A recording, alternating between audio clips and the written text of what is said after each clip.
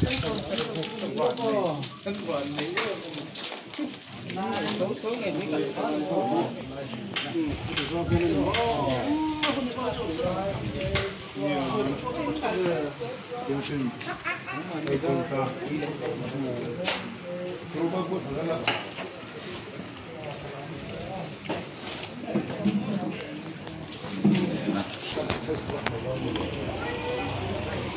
po nan veka. Giờ chúng ta bộ phân.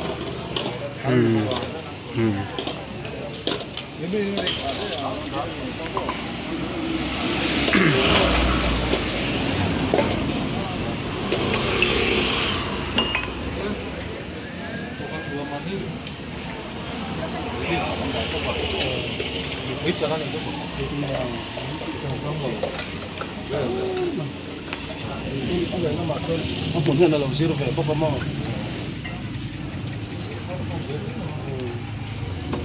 Cắm cẩn thận thủ mất còn đòn này lại. Hoa cần lấy miêu đầu cho đi.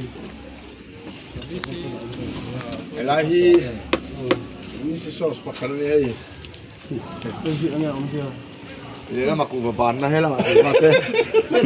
Thằng su, thằng cây đủ rồi. Lại là mà không, ini kata saya sangat cukup.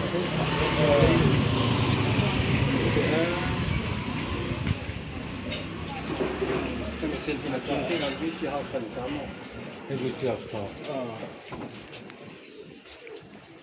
thì thu cũng phải ra thu cũng phải thu canh thu đổ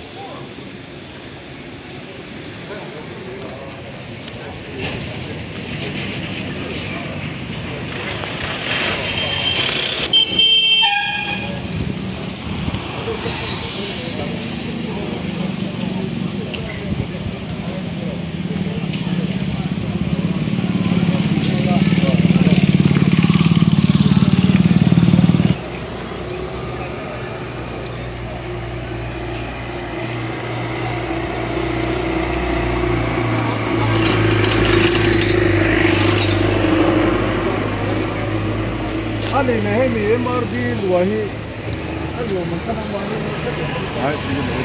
ăn anh lùa từ nào mình tiêu tiền bia chung này rồi Tiêu ta, anh ấy có làm năng rồi mình làm, anh ấy cái là tụi nó học tập vậy, xung quanh ông thực tập cái đó, anh chơi hay anh lùa thông mình thôi chứ, lùa nên cái nó một cái lùa mình lùa một, anh khar chứ này bên hi, đi bên trong đó được căng trắng, lùa mình.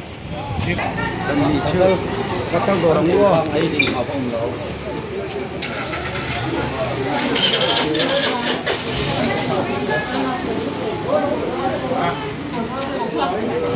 lalu ini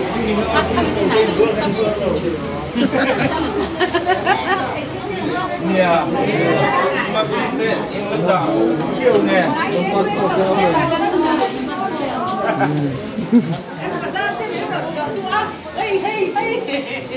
ai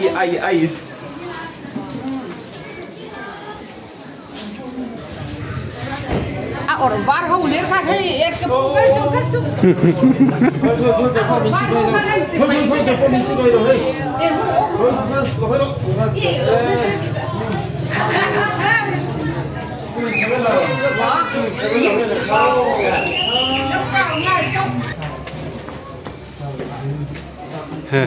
Con quay visita revenue tam lapa sata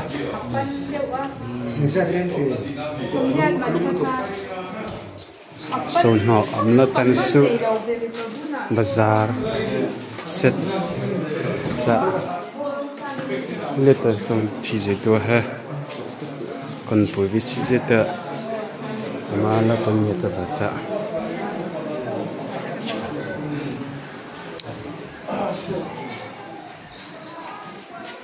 liền đi cái gần tôm đó cái sợi thịt đó chứ. Bây giờ là người ngày quê mỗi em đi.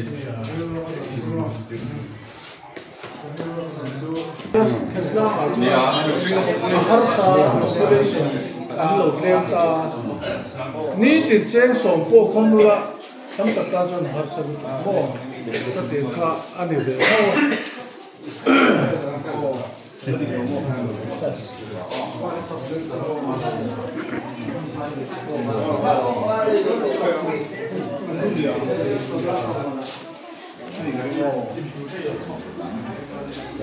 Mi corte te todo casi van de ahí, mi corte mo,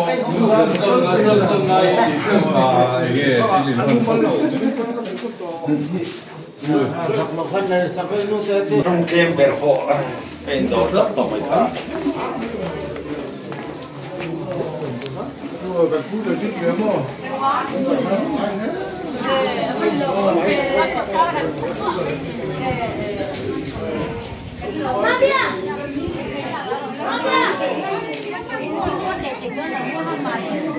Hay